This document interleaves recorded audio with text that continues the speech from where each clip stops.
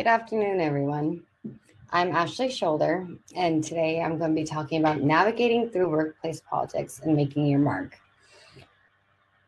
I have my master's in dispute resolution, yet I'm still not an expert on the subject.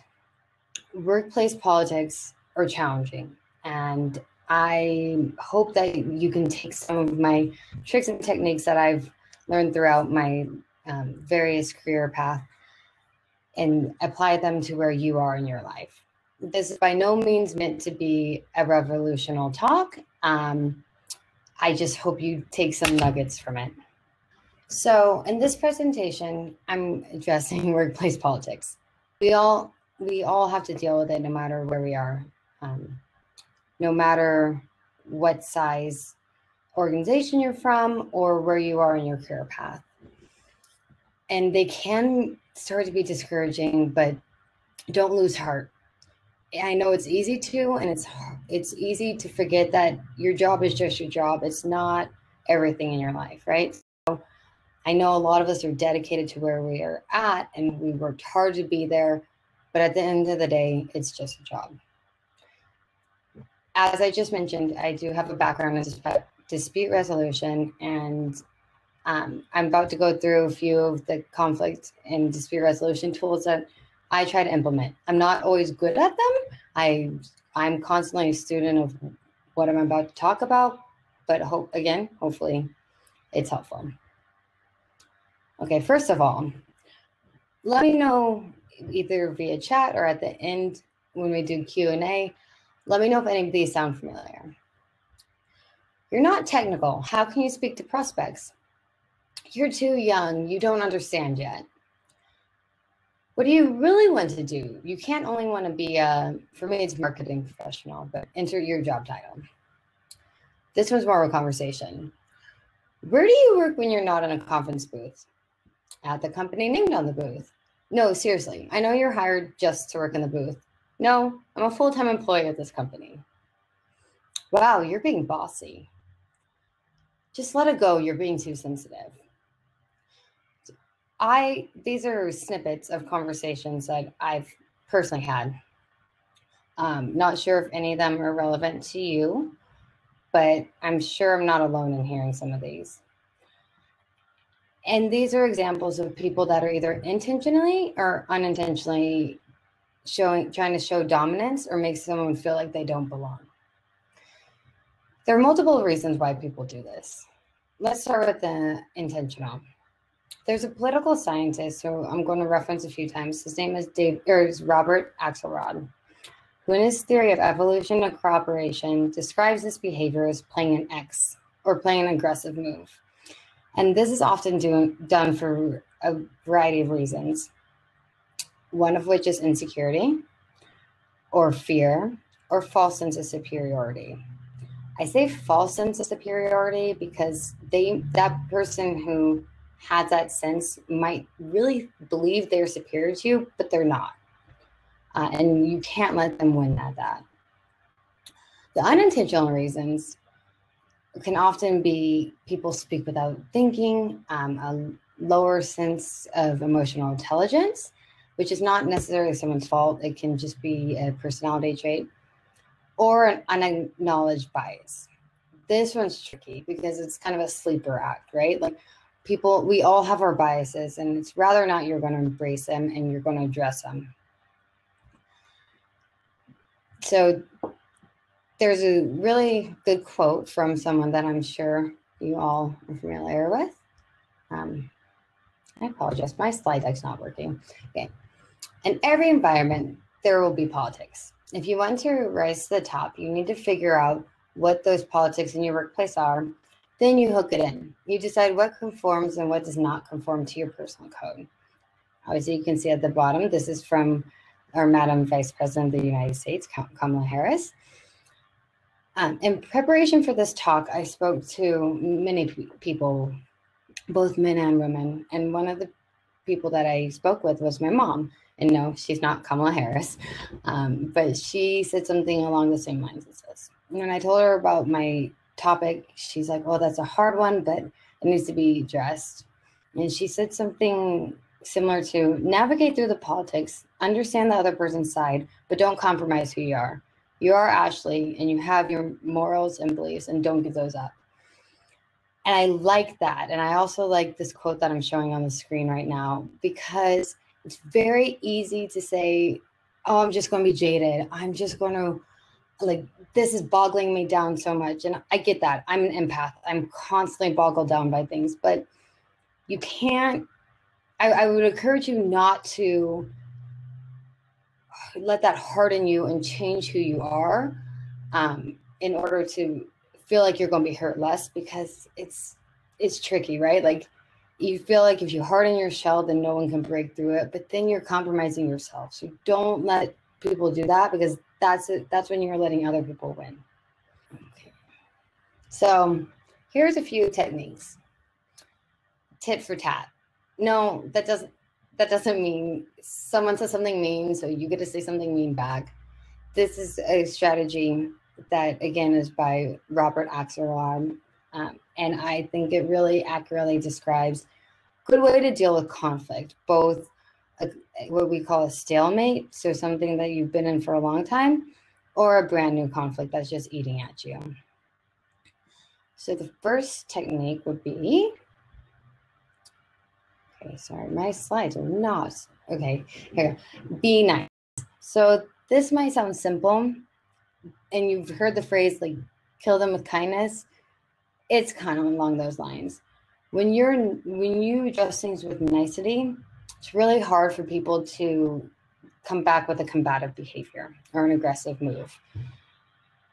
However, there is a fine line between being nice and letting people walk all over you or being a sucker. And that's not what I'm saying to be. I'm not saying, again, don't compromise who you are, and please don't let people walk all over you, because, again, fine line.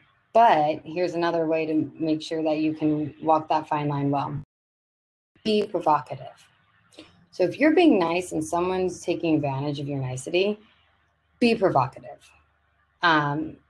It's a good way to combat that without technically being aggressive.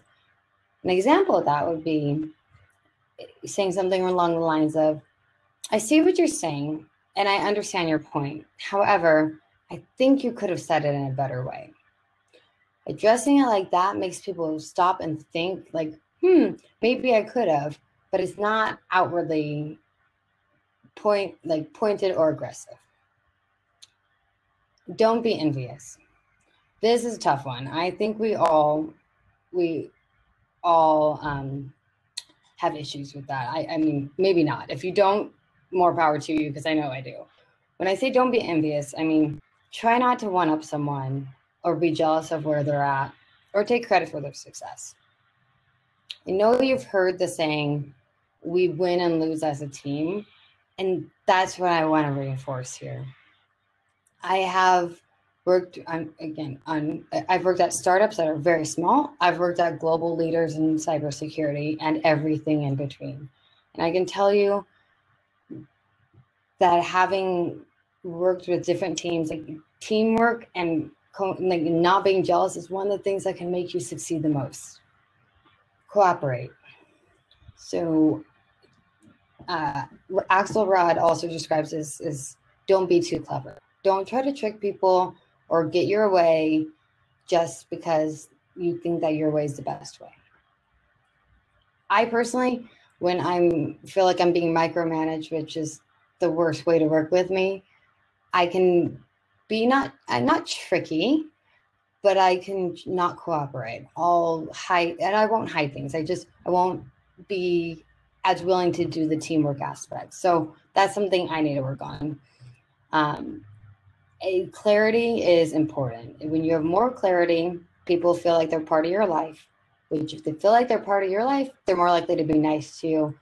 Hence, then conflicts are addressed quickly and more efficiently. Forgive. This is one that people have different opinions of forgiving. We all know we need to do it, right? And like, no one's going to say don't forgive someone. But forgiveness is not necessarily for the other person. It's for you.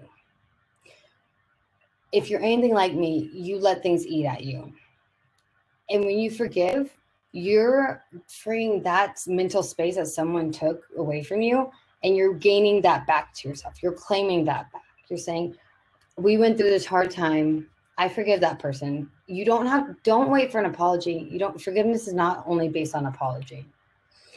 So, and you don't even have to say it. If you don't feel comfortable saying it, just forgive them internally and you're able to move on.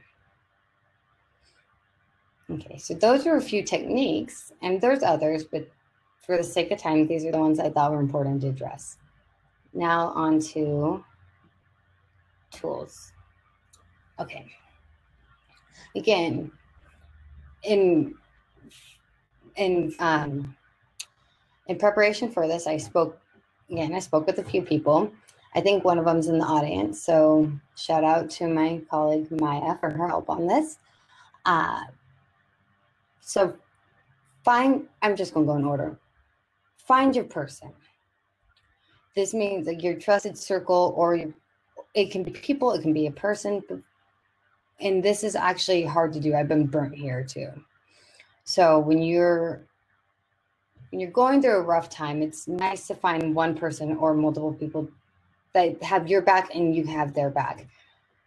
They're your safe zone, right? So it helps you navigate through those workplace politics because you have at least one person who you can go to and they understand you.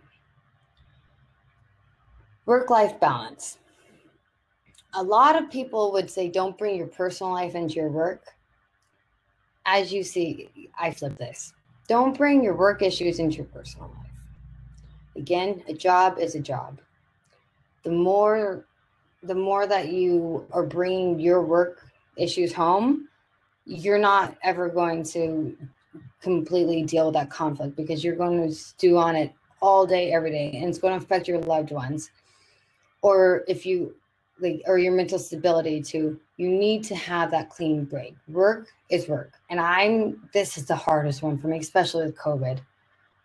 Find that balance. Do what's good for you. Take a walk. Do something in order to have time for yourself. Be secure in your value. You are where you are because you're meant to be there. And don't let anyone take that away from you. And know your strengths and know your weaknesses. When I was talking with my mom about this, she goes, I love that point. You have to see your value. Don't let anyone break you.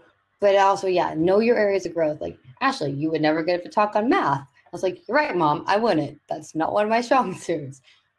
Like, emotional intelligence and leadership, sure. Math, no. There's other people for that.